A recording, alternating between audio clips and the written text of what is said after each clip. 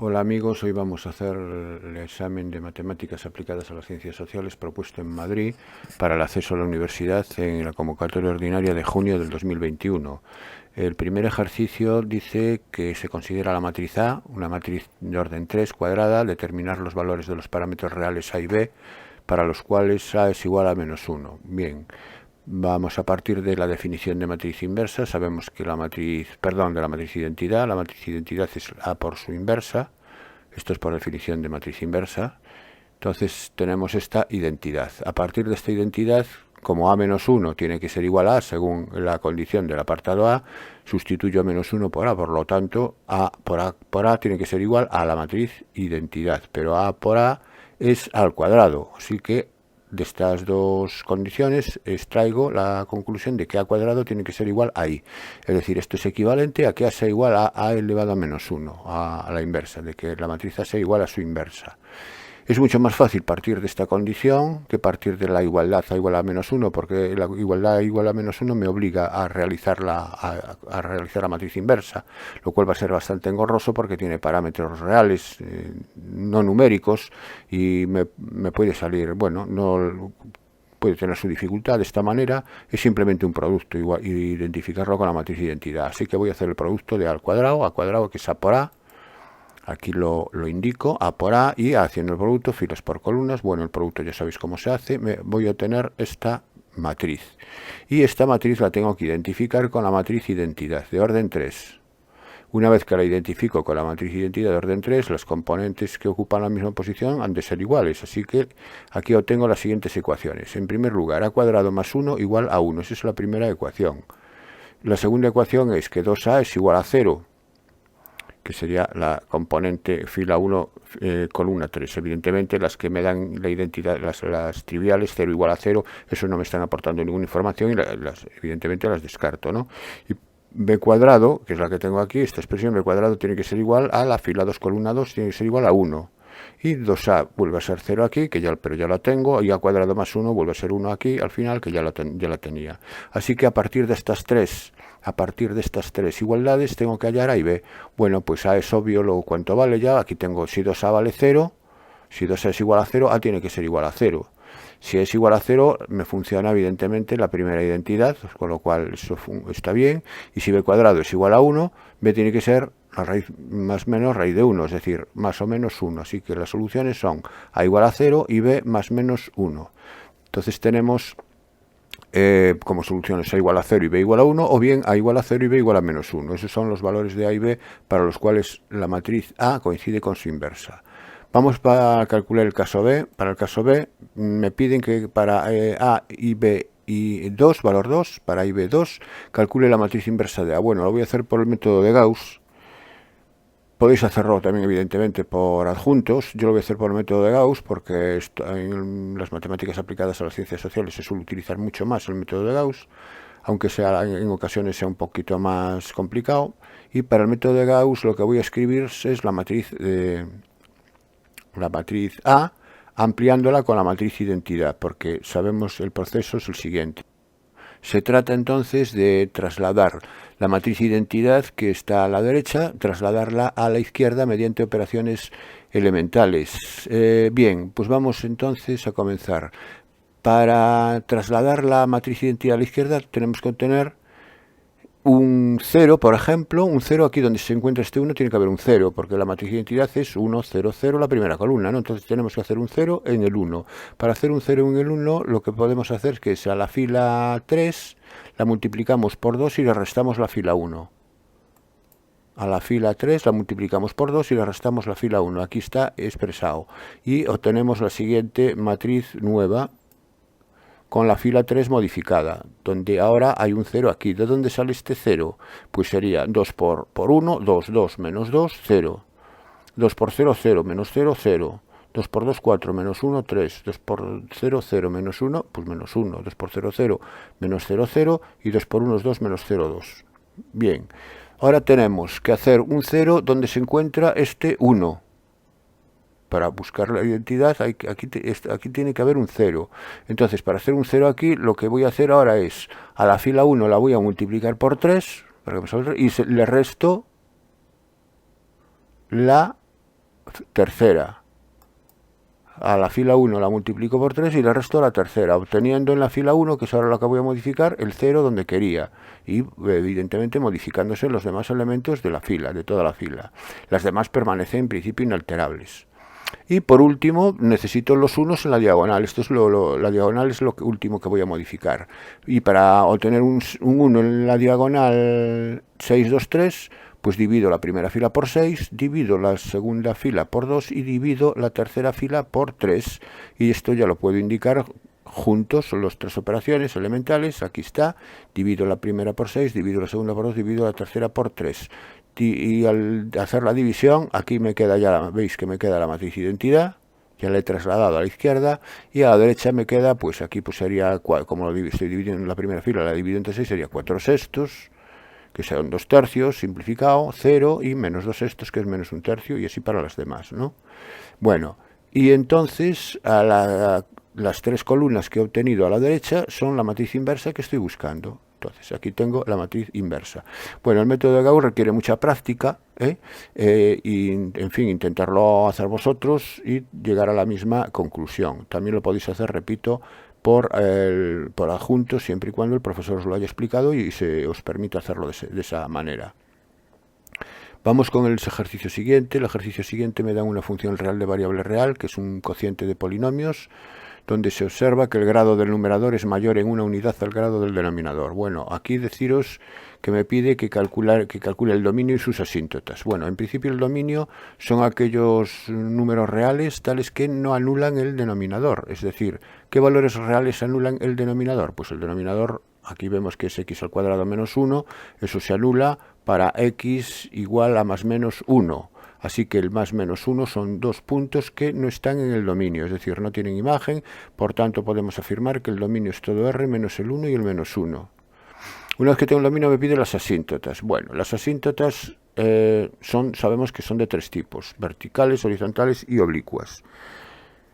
Las verticales, ¿cuáles son las asíntotas verticales? Bueno, los candidatos a asíntotas verticales son los puntos que no están en el dominio, en este caso el 1 y el menos 1. Para ello hemos de comprobar que el límite cuando x tiende a esos valores, cuando x tiende a 1 y a menos 1, me da infinito de la función. Así que vamos allá. Vertical, límite cuando x tiende a 1 de la función. Cuando x tiende a 1 es 7 partido por 0. ¿No? Cuando x tiende a 1, el numerador me da 7, el denominador me da 0, y 7 partido por... Perdón, me da 7, no, 4 más 1. 4 más 1, 5. 5 partido por 0 me da infinito. Por lo tanto, puedo afirmar que x igual a 1 es una asíntota vertical, porque cuando la abscisa tiende a un valor concreto, que es en este caso 1, la función se va hacia el infinito, o hacia más o hacia menos. Eso en principio no lo tengo en cuenta aquí, si es positivo o es negativo, porque no me hace falta para afirmar que eso es una asíntota vertical. Con que me dé un infinito independientemente del signo, ya puedo afirmar que es una asíntota vertical. ¿Y qué ocurre cuando x tiende a menos 1? Pues cuando x tiende a menos 1, ahora es menos 1 más 4, es 3 partido por 0. Y 3 partido por 0 también es otro infinito, por lo tanto x igual a menos 1 es otra asíntota vertical. Asíntotas horizontales. Para calcular las asíntotas horizontales hay que calcular el límite cuando x tiende a infinito del cociente. Pero al tratarse de un cociente donde el grado del numerador es mayor que el del denominador, es decir, el numerador crece proporcionalmente mucho más rápido que el denominador y por tanto el cociente es cada vez más grande y ese límite es infinito. Si el límite es infinito, una asíntota horizontal no existe, porque para que haya asíntota horizontal el límite tiene que ser un número real, que es por donde precisamente ha de pasar la asíntota horizontal. Así que no tiene asíntota horizontal. Sin embargo, sí va a tener asíntotas oblicuas. Una de las características de las asíntotas de las funciones que vienen determinadas por un cociente de polinomio es que si el grado del numerador es mayor en una unidad, como ocurre aquí, al grado del denominador, la diferencia entre los grados es 1, siempre va a tener asíntota oblicua. ¿Y cómo se calculaban las asíntotas oblicuas? Bueno, las asíntotas oblicuas son de la forma genérica y igual a mx más n, es la ecuación de una recta oblicua, una recta escrita en forma explícita, donde m es la pendiente de la recta y n es la ordenada en el origen. ¿Cómo se calcula m? M es el límite cuando x tiende a infinito de la función partido por x, de f de x partido por x. Ahora bien, Si yo divido esta función por x, lo que hago es multiplicar por x el denominador. Entonces es el límite, cuando x tiende a infinito, bueno, aquí lo indico, de la función partido por x. Este x pasa multiplicando al x al cuadrado menos 1 y me queda x al cubo más 4 partido por x al cubo menos x. Este x pasa multiplicando aquí y ahora tienen el mismo grado. Si tienen el mismo grado, ¿cuál es el límite cuando x tiende a infinito? Es el cociente entre los coeficientes de mayor grado. Sería 1 entre 1, es decir, el límite sería 1. Si no, que si queréis hacerlo por la regla de L'Hopital, si os lo permiten, pues también os va a salir 1.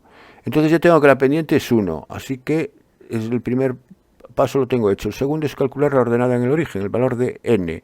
Y n tenéis que saber que es el límite de la función menos lo que me haya dado m por x. En este caso es límite de f de x, menos 1 por x. Esto es n, aquí lo tengo, límite, pongo f de x menos x. Hago la operación, siempre, hacer la resta, porque si no me da un infinito menos infinito, que es una indeterminación, entonces siempre se hace la resta. El x al cuadrado por el menos x es menos x al cubo, que se anula con este x al cubo, y aquí queda menos 1 por menos x más x. Al final me queda menos x más 4 partido por x al cuadrado menos 1. Dije menos x más 4, no, es x, perdón, x más 4, porque es menos 1 por menos x más 4 partido por x cuadrado menos 1. Bueno, y este límite, ¿cuánto vale? Pues ahora es cuando el grado del denominador es mayor que el grado del numerador, ahora lo que crece más rápido es el denominador, y si el denominador se hace cada vez más grande, con respecto al numerador, esto va a tender a 0, o sea que el límite de este cociente es 0. Así que la asíntota oblicua es y igual a 1 por x más 0, es decir, es y igual a x, que es la bisectriz del primer cuadrante del sistema de ejes cartesianos. Esta es nuestra asíntota oblicua. Bien, ya tenemos hecho el apartado A, me piden el apartado B. El apartado B me dicen que calcule la ecuación de la recta tangente a la gráfica de f de x en el punto de abscisa x igual a 0. Bueno, esto es lo de la tangente a una curva pasando por un punto, sabéis que es la podemos obtener de la ecuación punto pendiente, sabiendo que la pendiente es la derivada en dicho punto. Entonces la ecuación de la recta es y menos la imagen del punto menos f de 0, estoy en el punto x igual a 0, igual a la pendiente en el punto, pero la pendiente es la derivada de la función en el punto f' de 0 por x menos el punto, por x menos 0. Esta es la ecuación de la recta tangente. Lo único que tengo que calcular entonces es f de 0 y f' de 0. Para ello, f de 0, bueno, para hallar f' de 0 necesito la derivada, y la derivada, aquí hago la derivada del numerador, que esto es un cociente, 3x al cuadrado por x cuadrado menos 1, menos la derivada del denominador, que es 2x, por el numerador sin derivar, partido por el denominador al cuadrado. Como no puedo simplificar nada por división, lo que voy a hacer es hacer la operación del numerador, y me queda 3x a la cuarta menos 2x a la cuarta es x a la cuarta, entonces queda x a la cuarta, y luego queda menos 3x al cuadrado menos 8x. Eso es lo que me va a quedar en el numerador, y el denominador no lo desarrollo, lo dejo como está. Y ahora calculo la derivada. Primero calculo la imagen en 0. La imagen en 0 es menos 4, porque si sustituyo la x por 0 en la función me da 4 entre menos 1. F de 0 entonces es menos 4. Y f' de 0 es 0, porque aquí todos tienen x, y por lo tanto es 0 partido por 1, 0. Eso es f' de 0. Bueno, pues me voy a la ecuación punto pendiente que tengo escrita aquí, y sería y menos 0, perdón, y menos 4, es decir, y más 4, igual a 0 por x menos 0, que es 0. Es decir, y más 4 igual a 0, si queréis despejáis la y es igual a menos 4. Y igual a menos 4 es una recta horizontal, y que además va a ser tangente a la gráfica en el punto de abscisa x igual a 0. Y ya he acabado el ejercicio. Aunque no me lo pide, voy a representaros gráficamente la función, y para que comprobéis efectivamente cómo las asíntotas son las 3 que he obtenido, y cómo la recta tangente en el punto x igual a 0 es y igual a menos 4. El dibujo sería este que está aquí. Aquí tenemos las dos asíntotas. Aquí tenemos x igual a menos 1 y x igual a 1. Estas dos asíntotas verticales. Observar cómo la función se va hacia más infinito cuando tiende a x a 1 por la derecha y cuando x tiende a 1 por la izquierda, y la oblicua y igual a x. También fijaros cómo efectivamente la recta se va yendo con la asíntota oblicua hacia más infinito y hacia menos infinito. Y luego la recta igual a menos 4, que es esta que está aquí, vemos como efectivamente es tangente a la curva, aquí el punto de tangencia, aquí lo tenemos en el máximo en el punto x igual a 0. ¿Eh? Bien, entonces se puede decir que me coincide todo, o sea, la parte gráfica con la parte analítica que hemos estudiado en el ejercicio. Bueno, pasamos al siguiente ejercicio, que me dan una función real de variable real definida ahora en dos trozos. El primero es un polinomio para los x menores o iguales que 1, la otra función es el logaritmo neperiano para los x mayores que 1. En principio, tanto para los menores que 1 como para los mayores que 1 no hay ningún problema en la definición, porque el logaritmo neperiano de x sabemos que está definido para números positivos. X tiene que ser positivo y efectivamente si x es mayor que 1, x es positivo, así que aquí no hay ningún problema y para los menores que 1 es un polinomio, el polinomio está definido para todo R, en particular para los menores que 1. Aquí el único problema es en el punto de cambio como siempre, que es el 1. Bien, pues vamos a ver qué me dice. Determinar para qué valores de A la función es continua. Pues lo que acabo de deciros. El problema estaría en el 1. Es el único posible punto donde la función pueda que no sea continua porque es donde cambia. Así que vamos a estudiar la continuidad en 1. En el resto va a ser continua. Si x para averiguar la continuidad en x igual a 1 tenemos que comprobar que la imagen en 1, es decir, f de 1, coincida con el límite de la función cuando x tiende a 1. Así que vamos a hallar f de 1 en primer lugar. Y f de 1, el 1 se toma evaluando x en 1 en la expresión x al cuadrado menos ax, porque aquí es menor o igual que 1, y f de 1 es 1 menos a por 1, 1 menos a, eso es f de 1. Y ahora calculamos el límite. El límite, cuando x tiende a 1, hay que hacerlo por la izquierda y por la derecha, porque el 1 va a depender de si x tiende por un lado o por el otro. Si x tiende por la izquierda, es decir, si x tiende a 1 por la izquierda, x es menor que 1, entonces es el límite de x al cuadrado menos ax, que es 1 menos a. Y si es por la derecha, x es mayor que 1, es el logaritmo neperiano de 1. Y el logaritmo neperiano de 1 es 0. Cuando x tiende a 1, el logaritmo neperiano de 1 es 0. Así que para que todo esto coincida, para que la imagen y los límites coincidan, 1 menos a tiene que ser igual a 0. Si 1 menos a es igual a 0, sabemos que a tiene que ser 1. Ya tengo el valor de a calculado y resuelto el apartado A. Vamos entonces al apartado B. Para hallar el apartado B nos dicen, para A igual a 1, ahora ya sustituimos A por 1, hallar el área de la región acotada delimitada por la función f de x, el eje de abscisas y las rectas menos 1 y 0. Las rectas menos 1 y 0 son dos rectas verticales que me van a limitar el área, es decir, que el área va a estar comprendida entre menos 1 y 0. La cuestión es la función entre menos 1 y 0, ¿qué función tengo que aplicar? ¿De las dos? ¿Tengo que aplicar alguna de una sola o las dos? A ver, entre menos 1 y 0 son valores menores que 0. Los valores comprendidos entre menos 1 y 0 son valores menores que 0. Y los valores menores que 0 están definidos en la función x al cuadrado menos ax. Por lo tanto, el logaritmo neperiano de x no me sirve para nada. Y a vale ahora 1. Quedamos que a vale 1. Así que la función en la que tengo que trabajar es x al cuadrado menos x. Entonces lo que voy a ver ahora es en el intervalo menos 1, 0, si la función está por encima o por debajo del eje. Porque para hallar el área necesito saber si está por encima o por debajo. Porque la que está por encima la tengo que tomar positiva dentro de la integral definida y si está por debajo la tengo que tomar negativa. Bueno, pues para ver en menos 1, 0 cómo es la función, lo que hago es coger un punto cualquiera. Bueno, antes de hallar un punto para ver el signo si es positiva o negativa, lo que voy a hacer es ver dónde se anula x al cuadrado menos x. Si x al cuadrado menos x igual a 0, tiene solución en x igual a 0 y en x igual a 1. Por lo tanto, en el intervalo menos 1, 0, no, en el interior del intervalo, aquí el extremo no me importa, lo que me importa es lo que ocurre en el interior del intervalo. En el interior del intervalo no se anula, eso quiere decir que en el intervalo menos 1, 0 abierto, en este intervalo, la función o está siempre por encima o está siempre por debajo, porque no se anula. Por tanto, para saber si está por encima o por debajo, lo que voy a tomar es un punto intermedio entre menos 1 y 0, por ejemplo, menos 1 medio, y lo sustituyo en la función. Si al sustituir en la función me da positivo, está por encima del eje. Si me da negativo, está por debajo del eje. Entonces es lo que hago, calculo la imagen en menos 1 medio, y me queda menos 1 medio al cuadrado, un cuarto más 1 medio, un cuarto más 1 medio es positivo. Así que eso quiere decir que la función está por encima del eje. Si la función está por encima del eje, la integral, el área que me están pidiendo, es la integral entre menos 1 y 0, que son los extremos del área, de la función que está por encima, que es x al cuadrado menos x. Esto es lo que tengo que hacer. Si fuera menor que 0, aquí tendría que cambiar de signo, tendría que ser menos x al cuadrado más x. Esto es una forma de hacerlo sin necesidad de hacer el dibujo. Otra cosa es que hagáis el dibujo y que comprobéis que gráficamente está por encima. Y entonces ya ahí ya no tenéis que hacer este proceso. Bueno, pues el integral es x al cubo partido por 3 menos x al cuadrado partido por 2, evaluado entre 0 y menos 1.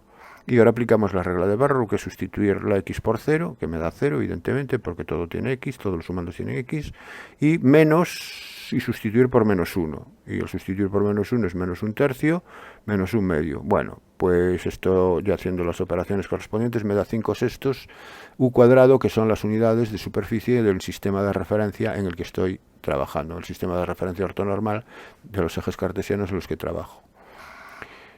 Pasamos al siguiente ejercicio. Me dicen que el 60% de los empleados de una multinacional teletrabaja desde que se declaró la situación de emergencia sanitaria por COVID-19. De estos, el 30% padece trastornos del sueño, mientras que este porcentaje se eleva al 80% para aquellos empleados que no teletrabajan. Seleccionando un empleado al azar, calcular la probabilidad de que no tenga trastornos del sueño y teletrabaje. Bien, aquí se están estudiando dos variables sobre una población. Una de las variables es que el trabajo sea telemático o no, y la otra variable es que padezca trastornos del sueño o no.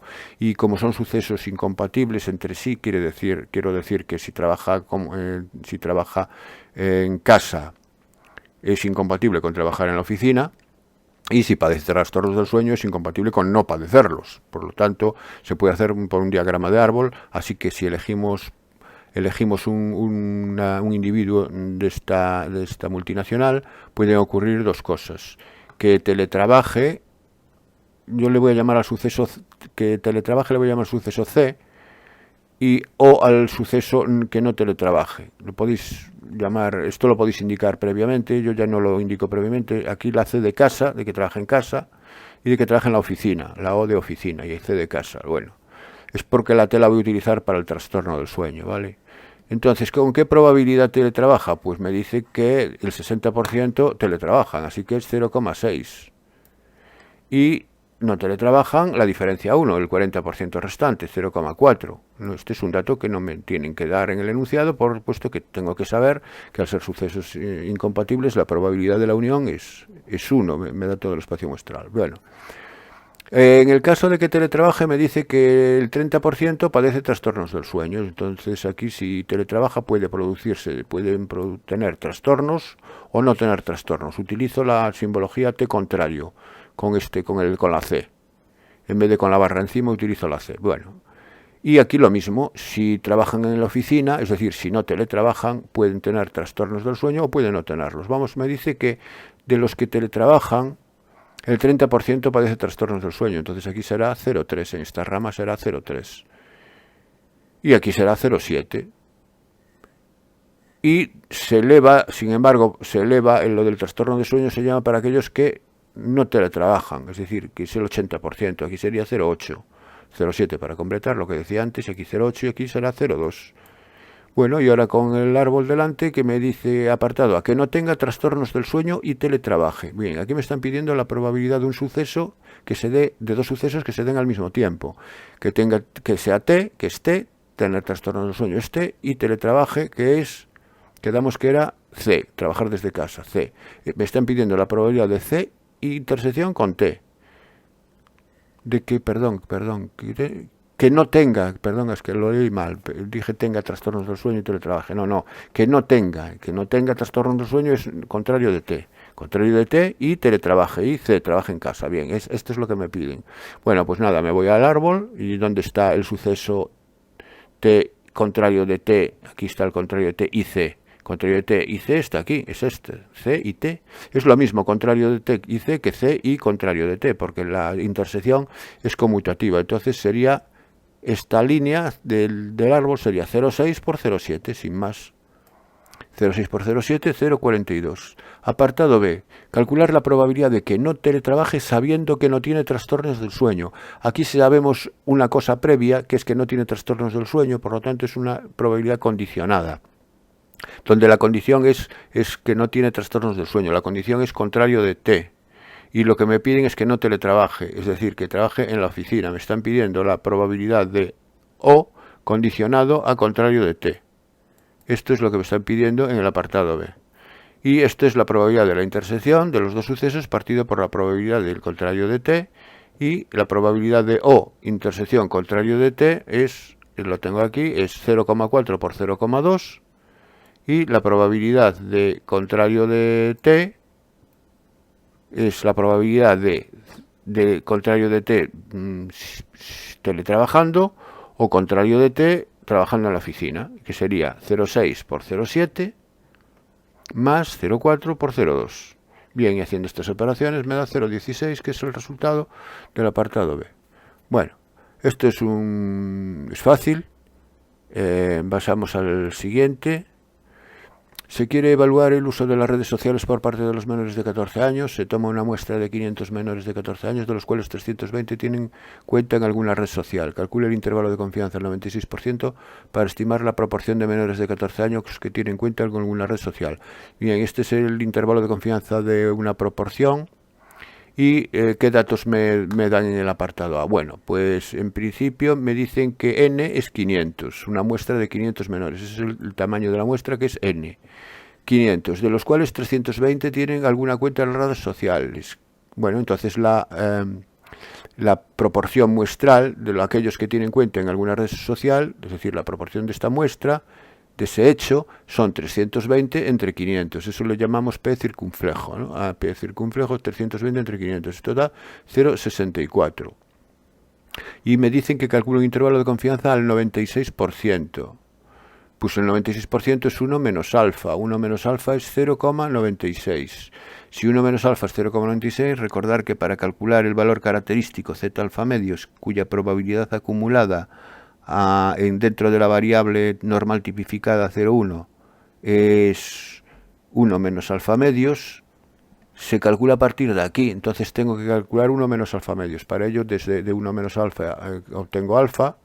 La diferencia 1 es 0,04, divido entre 2, obteniendo alfa medios, que es 0,02, y resto 1 menos alfa medios, hago esa resta, que es la probabilidad de que la variable z sea menor que la z alfa medios. Tengo que ir a buscar en la tabla cuál es la probabilidad acumulada que se corresponde con este valor de z alfa medios, que, bueno, la probabilidad es 0,98, y tengo que ver dentro de esa probabilidad acumulada cuál es el valor de z alfa medios al que le corresponde. Entonces vamos allá, 0,98 aquí lo tengo, la tabla de probabilidades está aquí, 0,98 está comprendido... vamos a ver dónde lo tengo. Aquí está, entre 0,9798 y 0,9803, es decir, sería 2,0 en la columna del 5 y 2,0 en la columna del 6. Entonces, para quedarme en el medio de los dos, cojo el 2,055. Z de alfa medio es igual a 2,055. Podría coger 2,05 por defecto, pero bueno, es una aproximación mejor añadirle la milésima, el 5 aquí, para quedarme con un valor más preciso.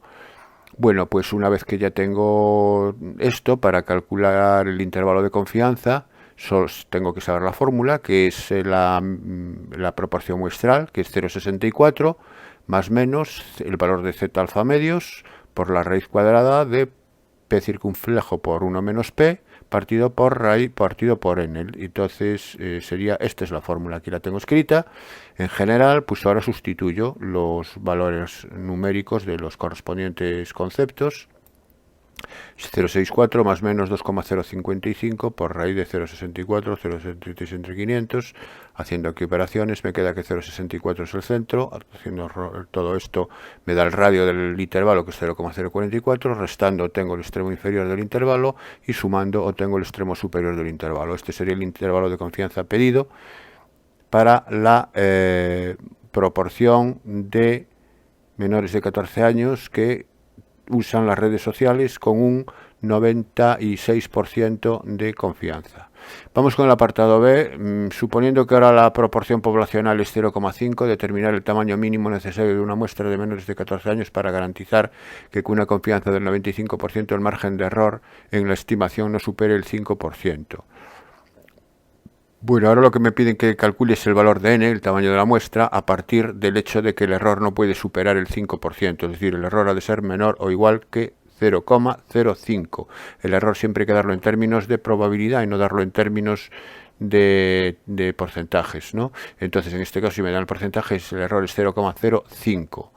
Bien, pues vamos a escribir, y el error sabemos que es z alfa medios por esta expresión, por la raíz, es decir, es el radio. Dicho de otra palabra, es el radio del intervalo. Entonces, como ahora el nivel de confianza es del 95%, porque me cambia con respecto al anterior, que era del 96%, ahora lo voy a hacer sobre 95 y hago lo mismo alfa partido por 2, 1 menos alfa partido por 2 y busco el z alfa medios cuya probabilidad acumulada es 975. Y vamos a la tabla de nuevo y probabilidad 0,975. 0,975, eso me está exacto, aquí aparece 0,975 y se corresponde con el 1,9, el valor de z es 1,9 en la columna del 6, 1,96. Así que z alfa medios es 1,96. Si z alfa medios es 1,96, me voy aquí a la expresión del radio y me queda 1,96 por la raíz cuadrada de 0,5, porque ahora es la proporción de la población es 0,5. 0,5 por 0,5, que es 1 menos p, partido por n, que es lo que tengo que obtener, menor o igual que 0,05, que es el error, como dije. La raíz de n pasa multiplicando aquí a la derecha y me queda 0,05 raíz de n, que es mayor o igual, y hago este producto. Hago el producto de 1,96 por la raíz cuadrada de 0,25, ¿no? Y me da 0,98. Despejo la raíz de n y me da 19,6, mayor o igual que 19,6, y elevo al cuadrado para despejar la n, para quitar la raíz, y me queda que n tiene que ser mayor o igual que 384,16. Es decir, como n tiene que ser un número entero, pues sería el tamaño mínimo necesario es 385 individuos. Este sería el resultado del ejercicio. Bien, pasamos al siguiente. Me dan un sistema de ecuaciones lineales con un parámetro A y tengo que discutirlo en función de los valores del parámetro. Bueno, para discutirlo en función de los valores del parámetro lo voy a hacer por el método de Gauss, y para el método de Gauss, como siempre, escribo la matriz ampliada del sistema, y la matriz ampliada es la matriz principal de los coeficientes de las incógnitas a la que le añadimos la columna de los términos independientes. Y ahora el procedimiento de Gauss es hacer ceros por debajo de la diagonal, hacer ceros por debajo del 1, menos 1 y 1, es decir, hacer un 0 en el 1 y en el 2 de la primera columna y hacer un 0 en el menos 1 de esta segunda columna del final, para hacer la triangular superior, la matriz principal, ¿no? Bueno, pues entonces, para hacer un 1 en la segunda fila, muy fácil, a la segunda fila le restamos la primera y ya tendríamos 1 menos 1, 0. Y para hacer un 0 en este 2, a la tercera fila le restamos el doble de la primera, así que las dos operaciones que hay que hacer son fila 2 menos fila 1, fila 3 menos el doble de la fila 1, y vamos a obtener esta nueva matriz. Aquí ya no explico el proceso está explicado aquí en los pasos que hay que hacer. En todo caso, explico la fila 2 cómo se convierte. La fila 2 es restar directamente 1 menos 1, 0, menos 1 menos 1, menos 2, a cuadrado menos menos 1, a cuadrado más 1, y 3 menos menos 1, 3 más 1, que es 4.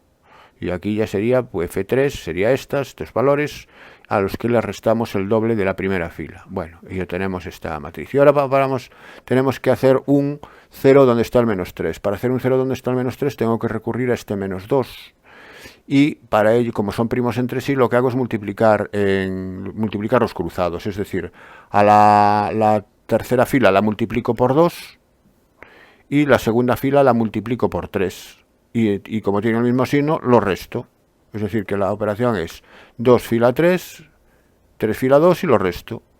Y hago una modificación en la fila 3, obteniendo aquí un 0. ¿Y aquí qué voy a obtener? Aquí sería 2 por 3, 6. 6 menos 3 por a cuadrado más 1. 6 menos 3 a cuadrado menos 3 es 3 menos a cuadrado. Queda 3. Aquí me va a quedar 3 menos a cuadrado. 3 menos 3 a cuadrado, perdón, porque tengo que multiplicar por 3 aquí, F2.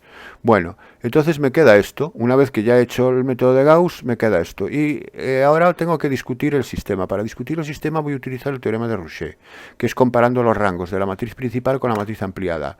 Pero recordar que por definición de rango, cuando hago el proceso del teorema de... Cuando hago el proceso por Gauss, el rango de una matriz es el número de filas que tienen al menos un elemento distinto de 0. Es decir, al llegar al final, aquí tengo que fijarme en esta matriz. Entonces, tengo que ver que las filas tengan elementos distintos de 0, pero si 3 menos 3 a cuadrado es igual a 0, pues ya tengo una fila de todos ceros, o tengo una, y si es distinto de cero, tengo una fila con un elemento distinto de cero, que sería esta. Entonces la casuística para los valores de A, que tengo que averiguar, está en el hecho de que si 3 menos 3 al cuadrado vale 0 o vale distinto de 0. Entonces igualo a 0 para ver qué valores me anulan esa expresión, qué valores de A me anulan esa expresión. Y A cuadrado es igual a 1 y por tanto A es igual a más menos 1. Entonces ya tengo la casuística de A. ¿Por qué? Porque ahora los casos son los siguientes. Empiezo con el más sencillo, que es A distinto de más menos 1, que es el más numeroso por otra parte. Si A es distinto de más menos 1, ahora seguirme en el razonamiento. Si es distinto de más menos 1, 3 menos 3 al cuadrado es distinto de 0. Entonces, si aquí tengo un elemento distinto de 0 en esta fila, aquí en la segunda tengo un elemento distinto de 0, por ejemplo el menos 2, y aquí tengo un elemento distinto de 0, el 1, que no dependen de A. Entonces, ¿cuánto vale el rango de la matriz ampliada? Perdón, el rango de la matriz principal. El rango de la matriz principal vale 3, porque tengo 3 filas con un elemento distinto de 0, por lo menos en cada una de ellas. ¿Y cuál es el rango de la matriz ampliada? El rango de la matriz ampliada también vale 3, porque también tengo 3 filas en la matriz ampliada, con un elemento al menos distinto de 0. Entonces, en esta situación, el rango de la matriz A coincide con el rango de la matriz ampliada AB, que coincide con el número de incógnitas. Si ocurre esto, sabemos por el teorema de Roussel que el sistema es compatible determinado, que tiene, por tanto, solución única. Esa es la discusión para estos valores de A. Ahora me quedan los dos valores de A individuales, que son el 1 y el menos 1. Voy a empezar por el 1 porque luego me lo mandan resolver para A igual a 1 en el apartado B, y voy a hacer primero el menos 1. Si A es igual a menos 1, como ahora ya tengo un valor concreto de A, me voy a la matriz que he obtenido al final por el método de Gauss y sustituyo A por menos 1. Si sustituyo A aquí por menos 1, obtengo la siguiente matriz. Fijaros, aquí la tengo, donde ahora esta columna son todos ceros.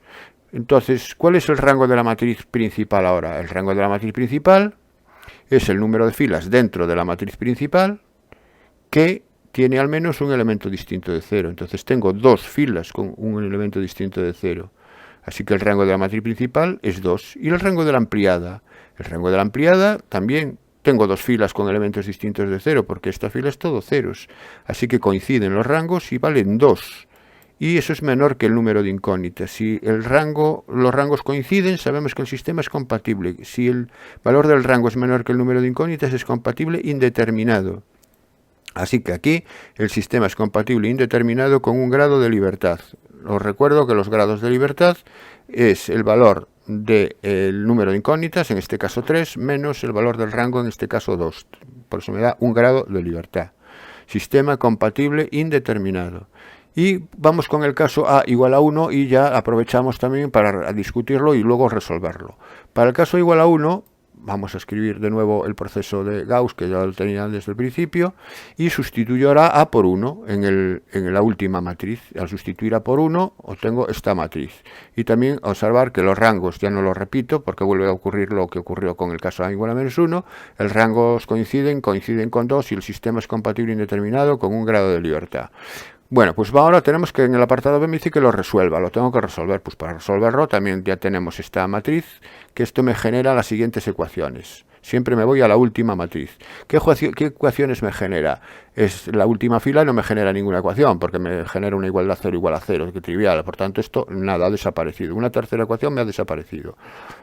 La segunda fila me genera la ecuación menos 2y más 2z igual a 4. Y la primera fila me genera la ecuación x más y menos z igual a menos 1. Entonces, lo que tengo que resolver en realidad es este sistema. Como es compatible indeterminado con un grado de libertad, ¿qué quiere decir esto? Quiere decir que es un sistema que tiene infinitas soluciones y que le tengo que dar libertad a una de las incógnitas. Es decir, una de las incógnitas, bien sea x, bien sea y o bien sea z, le tengo que dar un valor real. Tiene que desaparecer como incógnita y convertirse como un escalar, como un número real. Entonces, ¿a quién le doy la libertad? ¿A qué incógnita le doy la libertad? Tiene que ser a una, porque es un grado. Si tuviera 2 grados de libertad, le tendría que dar libertad a 2. En este caso, a una. Bueno, aquí le puedo dar libertad a cualquiera de ellas. Le voy a dar a z. De todos modos, antes de proceder a darle un valor real a z, voy a simplificar la primera ecuación. Fijaros que la primera ecuación se puede simplificar dividiendo todo por 2, queda menos y más z igual a 2, ¿no? Queda mucho más fácil de trabajar. Y ahora le doy a z el valor alfa, le doy libertad a z. Por si z es igual a alfa, sustituyo z por alfa en las dos ecuaciones y la alfa la trato como un número real y la paso para los términos independientes. Entonces me queda menos y igual a 2 menos z, es decir, 2 menos alfa, y x más y igual a menos 1 más z, es decir, a menos 1 más alfa. Y aquí ya tengo un sistema ahora de dos ecuaciones que son x e y. ¿Y cómo lo resuelvo? Pues sumándolos, la y desaparece y x me queda 1, porque el alfa también se anula, y x queda 1 de aquí al sumarlos, y y vale menos 2 más alfa. Entonces, resolviendo este sistema por reducción o por sustitución, muy fácil. Trabajáis con el método que queráis y obtenéis las infinitas soluciones. La x no depende de alfa, pero la y la z sí, por tanto tiene infinitas soluciones. x1, y menos 2 más alfa, z igual a alfa. Esa es la solución del sistema compatible indeterminado que tenemos aquí para a igual a 1. El siguiente ejercicio, este es un problema de programación lineal, donde me dice que un almacén de frutos secos tiene un saco de 50 kilos de almendros y otro de 25 kilos de avellanas. Quiere mezclarlos para preparar bolsas mixtas para su venta. La cantidad de almendras de la mezcla ha de ser como mínimo 1,5 veces la cantidad de avellanas. Además, para que le sea rentable la preparación, deberá vender al menos 60 kilos entre ambos tipos de frutos secos. Por otra parte, no puede vender más de 70 kilos entre ambos. Represente la región factible. Bueno, y calcule la cantidad de cada fruto seco que ha de contener la mezcla para obtener el máximo beneficio. Si un kilo de almendras le deja un beneficio de 1 euro, un kilo de avellanas de 2 euros y obtenga el beneficio que se obtiene con la venta de esta mezcla. Típico problema de programación lineal donde x va a representar el kilo de avellanas de la mezcla e y va a representar x representar el kilo de almendras e y los kilos de avellanas. X kilogramos de almendras de la mezcla y kilogramos de avellanas de la mezcla. Bueno, como x e y tienen que ser números, no pueden ser negativos porque representan lo que representan. Las primeras restricciones triviales son que x e y sean mayores o iguales que 0. Esto lo que nos hace es ceñir en la región factible, nos la confina al primer cuadrante del sistema de ejes cartesianos. Vamos entonces con las restricciones del enunciado. La primera que me dice que el almacén solamente dispone de 50 kilos de almendras, así que x tiene que ser menor o igual que 50. Esa es la primera restricción. Si la dibujamos, la recta que delimita los semiplanos de los puntos que verifiquen esta condición es la recta x igual a 50. La recta x igual a 50, ahí la tenemos dibujado en violeta en el mismo color que la ecuación. Y son los menores o iguales. Los menores o iguales son los que están a la izquierda de la recta. Son los que están en el primer cuadrante. Ya el resto de los cuadrantes no los visualizo porque no los necesito. Son los que están, repito, en el primer cuadrante y a la izquierda de la recta porque son los menores o iguales que 50. Bien, entonces ya trabajamos hacia la izquierda. Ahora, la siguiente restricción es que solamente dispongo de 25 kilos de avellanas. Por lo tanto, y son los kilos de avellanas que tengo que producir, tiene que ser menor o igual que 25. La recta y igual a 25 es esta recta de color amarillo, naranja que aparece aquí, y los puntos son los que están por debajo, porque es y menor o igual que 25. Así que ahora ya solapando con los anteriores, estoy dentro de este rectángulo limitado por este segmento violeta y el segmento naranja, así como los ejes de coordenadas, en este rectángulo que voy marcando con el cursor. Siguiente restricción. La cantidad de almendras de la mezcla ha de ser como mínimo 1,5 veces la cantidad de avellanas. Es decir, la cantidad x tiene que ser como mínimo, ha de ser mayor o igual que 1,5 y. X mayor o igual 1,5 y. La recta x igual a 1,5 y es esta que tengo aquí, y para ver los puntos de la desigualdad, que si son los que se corresponden por debajo o por encima, pues cojo un punto por debajo, por ejemplo el 10, 0. El 10, 0 verifica que 10 es mayor o igual que 1,5 por 0, sí, por lo tanto son los puntos que están por debajo, así que ahora ya descarto este triángulo que queda aquí y son los puntos que tengo que voy marcando aquí con el cursor en este polígono irregular que aparece aquí, esta especie de cuadrilátero, y sigo. Me dice que para que le sea rentable deberá vender al menos 60 kilos entre ambos tipos de frutos secos, es decir, que x más y ha de ser mayor o igual que 60. Si x más y es mayor o igual que 60, dibujo la recta x más y igual a 60 y aquí me aparece. Y x más y mayor o igual que 60 son los que están por encima de la recta, porque el 0, 0 que está por debajo no verifica que 0 sea mayor que 60, con lo cual son los que están por encima. Entonces ahora voy reduciendo la región factible a este polígono que me aparece aquí. Cuidado con este pequeño segmento que forma el lado del polígono, Eso convendría que lo ampliarais siempre en las unidades, hacerlo más grande, porque aquí puede dar lugar a confusión si el dibujo no está correctamente hecho, aquí en este cruce de estas intersecciones, se pueden mezclar. Bien, y la otra me dice que por otra parte no puedo vender más de 70 kilogramos entre ambos, es decir, que x más y tiene que ser menor o igual que 70. La recta x más y igual a 70, aquí la tengo, es una paralela x más y igual a 60, es exactamente paralela y tiene que ser por debajo, son los puntos que están por debajo de la recta R. Entonces ahora ya no tengo más restricciones, ya sé que la región factible va a estar limitada por este trozo, un pequeño trozo de segmento verde, segmento naranja, el segmento rojo, el segmento violeta y este segmento azul. Así que es esta región sombreada, limitada también por los vértices A, B, C, D y E. Es un polígono, un pentágono irregular. Esa es la región factible de soluciones. De todas las soluciones, los puntos que verifican las restricciones, todas las restricciones. Y ahora dentro de todos los puntos que verifican esas restricciones me piden cuál es aquel que hace que la mezcla me produzca un beneficio máximo. El beneficio viene dado por la función 1 por x más 2 por y, porque un kilo dice que un kilo de almendras deja un beneficio de 1 euro y un kilo de avellanas un beneficio de 2 euros. Por lo tanto sería x más 2y, ese sería el beneficio. Pero el beneficio máximo siempre se va a obtener en los vértices, en uno de los vértices. Vamos a ver, para ello, entonces tenemos que calcular los vértices en primer lugar. Así que empezamos con el vértice A. El vértice A, aquí se ve, es la intersección de la recta azul con la recta verde. Es resolver el sistema formado por las ecuaciones de las correspondientes rectas, por eso pongo el igual, no pongo la desigualdad, aquí ya no la necesito. Y esto es muy obvio porque aquí ya lo podemos resolver por sustitución. Me va a quedar que el punto A es el 36,24.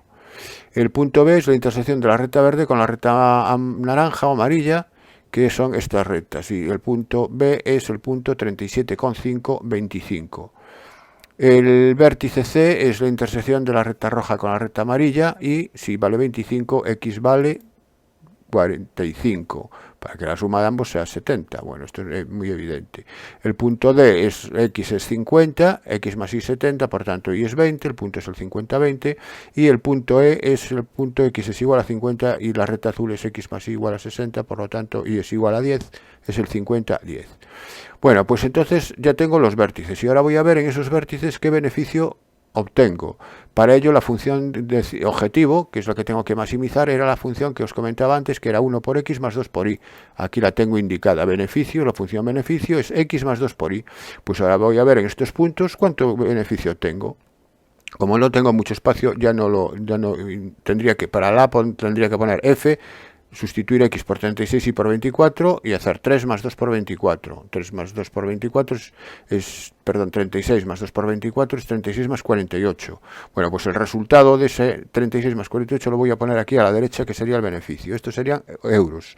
84 euros sería el beneficio que me produce 36 kilos de avellana, de almendras y 24 kilos de avellanas, 84 euros. Ahora vamos con la solución B. La solución B sería 37,5 más 2 por 25. 37,5 más 2 por 25 me da 87,5. Estos son, repito, son euros, porque son los beneficios. Para el caso 45-25, 45 más 2 por 25, que son 45 más 50, no, si no me equivoco, 95. Efectivamente, 95. Y luego serían 50 más 2 por 20, 40. 50 más 40, 90. Aquí me produce 90 euros. Y aquí se produce un beneficio de 50 más 20 de 70 euros. El que me produce mayor beneficio son 95 euros, que me lo producen 45 kilos de almendras y 25 kilos de avellanas. Esa sería la solución del problema. Entonces, ¿cuántos kilos de cada fruto seco tiene que contener la mezcla para obtener el máximo beneficio? Pues sería 45 kilos de almendra y 25 de avellana. ¿Y a cuánto asciende dicho beneficio? ¿Cuánto dice yo tenga el beneficio que se obtiene? Pues el beneficio que se obtiene son 45 más 2 por 25, que serían 95 euros. Eso sería el beneficio. Bueno, pues hecho el problema de programación lineal, pasamos al siguiente ejercicio. Se considera una función real de variable real definida por, y es un producto, un polinomio por una exponencial. obtenga los intervalos de crecimiento y decrecimiento de la función y determine sus extremos relativos, indicando si corresponden a máximos o a mínimos. Bueno, aquí lo primero que vamos a hacer es el dominio, porque es sobre lo que vamos a trabajar siempre, y el dominio es todo R, porque es un polinomio multiplicado por una exponencial cuyos dominios en ambos casos, esas dos funciones, tienen dominio R, todo R, y el producto también, y además es una función continua en todo R, ¿no? Para estudiar el crecimiento y decrecimiento necesito la derivada porque el crecimiento y decrecimiento se caracteriza por el signo de la derivada en el dominio, ¿no? Pues bien, pues vamos a hacer la derivada. Esto se trata de un producto. La derivada de un producto es la derivada del primer factor, que es 2x, por el otro factor sin derivar, que es elevado a x, más el primer factor sin derivar, que es x al cuadrado menos 3, por la derivada del segundo factor, que es elevado a x. Aquí podemos sacar factor común a elevado a x, que multiplica a x al cuadrado más 2x menos 3, obteniendo que viendo que si igualamos esta derivada a 0, para ahora al estudiar el signo, para ver dónde es positivo y negativo, primero estudiamos dónde se anula. Si estudiamos esta derivada a 0, esto se anula cuando se anula el factor x al cuadrado más 2x menos 3, porque el factor elevado a x nunca se anula. La función exponencial siempre es positiva, nunca vale 0. Así que equivale resolver esta ecuación a resolver la ecuación de segundo grado, x al cuadrado más 2x menos 3. Esta ecuación de segundo grado tiene por soluciones 1 y menos 3, lo podéis comprobar por la fórmula de la ecuación de segundo grado, que son estas dos las soluciones. Bueno, pues como el dominio es todo R, estos dos puntos críticos, que son el 1 y el menos 3, me van a dividir el dominio en tres intervalos. ¿En cuáles? Pues empezamos desde menos infinito hasta el primer punto crítico que nos encontramos, que es menos 3. Pues será desde menos infinito a menos 3, hay un intervalo de monotonía. A continuación, de menos 3 hasta 1. Y por último, desde 1 hasta más infinito. Estos son los tres intervalos de monotonía de la función. Para ver qué es lo que ocurre en menos infinito a menos 3, vamos a tomar... ¿cuál es el signo de la derivada aquí? Pues vamos a tomar un punto cualquiera, cogemos el menos 4, por ejemplo, y lo sustituimos en la derivada. Y al sustituir el menos 4 en la derivada, la función exponencial elevado a menos 4 siempre es positivo. Por lo tanto, el signo de la derivada va a depender solamente del polinomio de grado 2, y menos 4 al cuadrado es 16, 16 menos 8, menos 3, 16 menos 8 menos 3, 16 menos 11, que es 5, es positivo, por elevado a menos 4, que es positivo, así que la derivada es positiva. Si la derivada es positiva, la función es creciente, así que en el intervalo menos infinito a menos 3, la función es creciente. En el intervalo menos 3, 1, tomo el 0 como referencia y lo sustituyo en la derivada. Al sustituir la derivada en 0, elevado a 0 es 1 y aquí es menos 3. Por lo tanto, 1 por menos 3 negativo. Negativo, función decreciente. Y en 1 más infinito voy a tomar el 2 como referencia y f' de 2, sustituyo el 2 aquí, me da positivo. Función creciente. Como me pide los extremos relativos, ya aprovecho que he estudiado la monotonía para determinar los extremos. Los extremos son los puntos que están en el dominio donde la función me cambia. Como el dominio es todo R, donde me cambia la función decreciente a decreciente. De creciente que sube a decreciente que baja, cambia en el menos 3. Entonces en menos 3 hay un mínimo relativo. Si quiero obtener la imagen del menos 3, tendré que sustituir menos 3 en la función. Sería 9 menos 3, 6 por elevado a menos 3. 6 por elevado a menos 3 sería la imagen de donde se alcanza el máximo, ¿no? Bien, y luego de decreciente a creciente se cambia en el 1. Entonces en el 1 hay un mínimo relativo. Y la imagen sería menos 2 por elevado a menos 1. Bueno, ya tengo entonces, ya indiqué el crecimiento y crecimiento y los extremos indicando cuáles son máximos y cuáles son mínimos. Y ahora el apartado B. El apartado B me piden calcular la integral entre 1 y 2 de la función elevado a menos x por f de x. Bueno, pues escribimos elevado a menos x por f de x, sustituimos f de x por la expresión que me da, la función, que es x al cuadrado menos 3 por elevado a x, y ahora fijaros que elevado a menos x por elevado a x, multiplico eso, es elevado a 0, y elevado a 0 es 1, con lo cual me queda solamente la integral de x al cuadrado menos 3. Integral entre 1 y 2 de x al cuadrado menos 3. La integral de x al cuadrado menos 3 es x al cubo partido por 3, menos 3x evaluado entre 2 y 1, aplicamos la regla de Barrow, sustituimos la x por 2, queda 8 tercios menos 6, y restamos la misma evaluación, pero en 1. 1 tercio menos 3. Bien, haciendo estas operaciones, el resultado final es menos 2 tercios, que es el resultado de la integral definida. Fijaros que aquí no me están pidiendo un área, me están pidiendo una integral definida directamente, nada de área, por eso me puedo dar negativa sin ningún problema, Bien, seguimos el siguiente ejercicio, es un ejercicio de probabilidad. Se consideran los sucesos A y B de un experimento aleatorio, tales que me dan la probabilidad de A, la probabilidad del contrario de B condicionado a A y la probabilidad de la unión. Y me piden la probabilidad de B condicionado al contrario de A. Bueno, pues en primer lugar lo que voy a hacer es calcular la probabilidad de la intersección. Para calcular la probabilidad de la intersección parto de la igualdad de la segunda, de la probabilidad del contrario de B condicionado a A. Sería... es 0,4. Bueno, ¿cuál es la fórmula entonces? ¿Cuál es la fórmula de la probabilidad condicionada? La fórmula de la probabilidad condicionada es que en este caso 0,4 es la probabilidad de la intersección partido por la probabilidad de la condición que es A.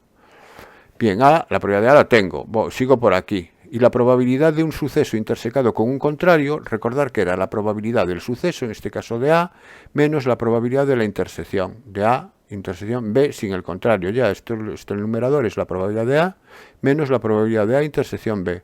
O lo que es lo mismo es la probabilidad de la diferencia de A menos B. También lo podéis considerar como el operador diferencia en vez de la intersección de A con el contrario.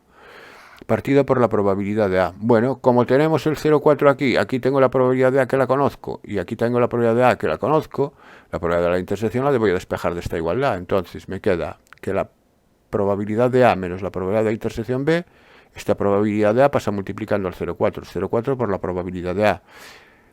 Despejo la probabilidad de la intersección B, que es 1 menos 0,4 por probabilidad de A, es 0,6A. Entonces me queda que la probabilidad de A intersección B es 0,6 por la probabilidad de A, como la probabilidad de A es 0,4, perdón, es 0,5, la probabilidad es 0,5, 0,6 por 0,5, 0,30, y eso es la probabilidad de la intersección. O sea que la saco de aquí, que la probabilidad de intersección es 0,3.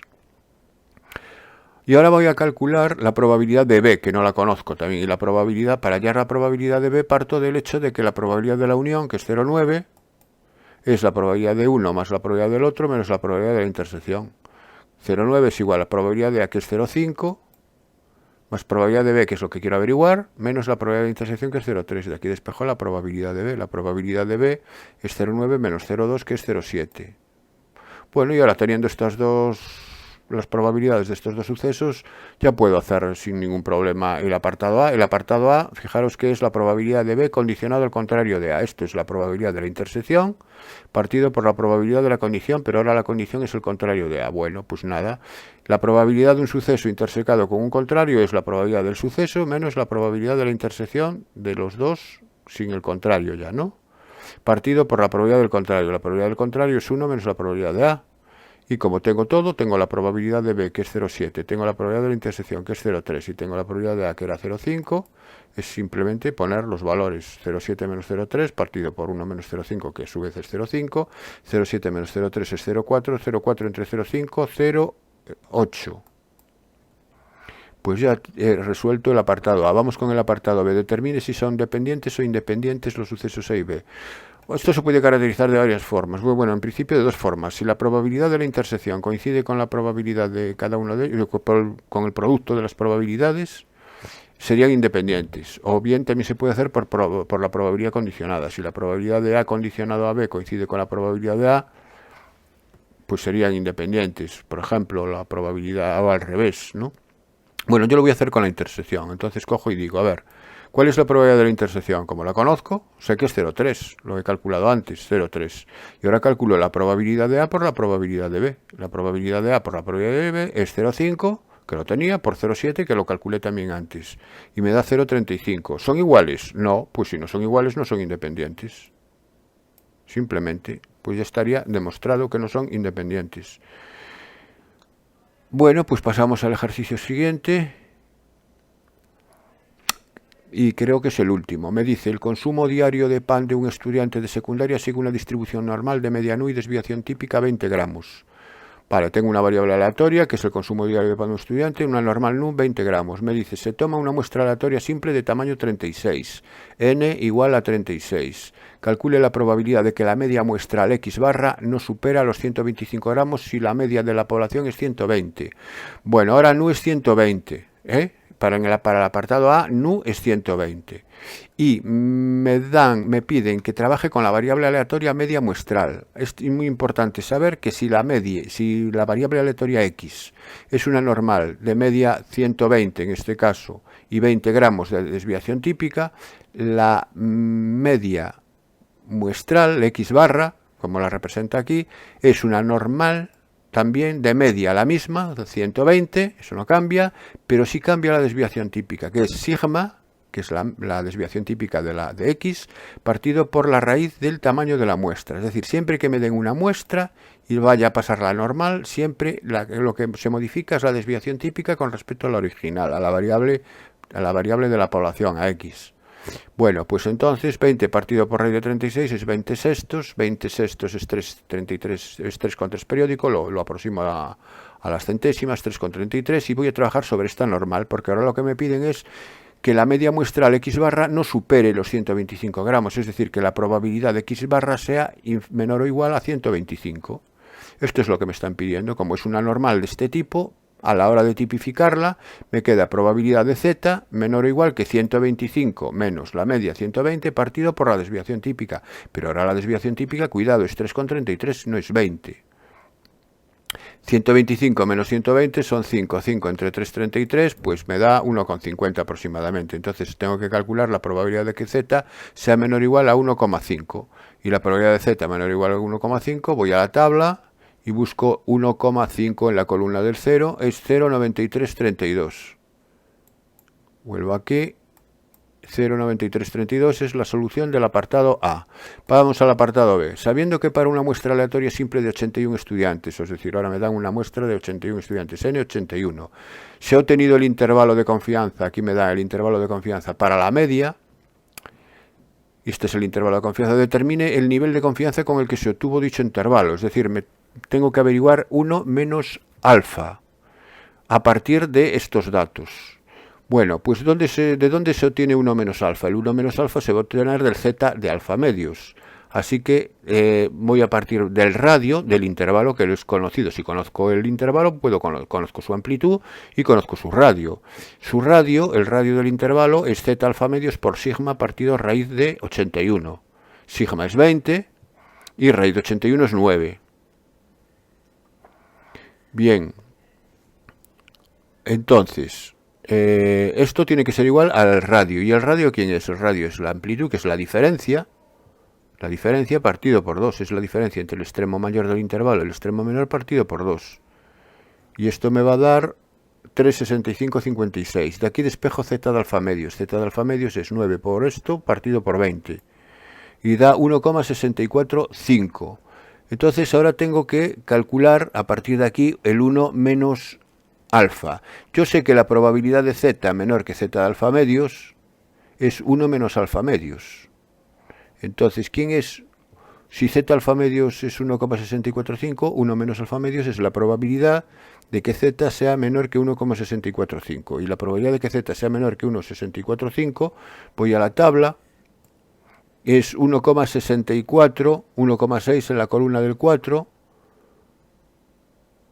y está entre este y este, está entre estos dos. Yo lo que hago es calcular una media aritmética entre 0,9495 y 0,9505, como está entre esos dos, y doy ese resultado. El resultado que me da a mí es 0,95. La media aritmética entre esos dos valores es 0,95. Podéis cogerlo por defecto si queréis. En vez de coger 1,645, cogéis 1,64 y ponéis el valor concreto que aparece ahí para 1,64. Pero bueno, yo lo he hecho con esta aproximación.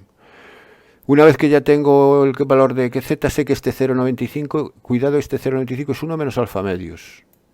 Si 1 menos alfa medios es 0,95, despejo alfa medios es 0,5 y despejo alfa. Este 2 pasa multiplicando, alfa es 0,1. Entonces, ¿quién es 1 menos alfa? 1 menos alfa es 0,9. Si 1 menos alfa es 0,9, ¿de qué confianza estamos hablando en tantos por ciento? En tanto por ciento estamos hablando de un nivel de confianza del 90%, porque multiplico 0,9 por 100 y tengo ya el tanto por ciento, el 90%. Eso es lo que me pide que determine el nivel de confianza, sería el 90%. Bueno, pues esta sería la solución del apartado B y con esto se acaba todo el ejercicio de selectividad propuesto en Madrid. Espero que os haya servido de ayuda y os espero en el próximo vídeo, amigos.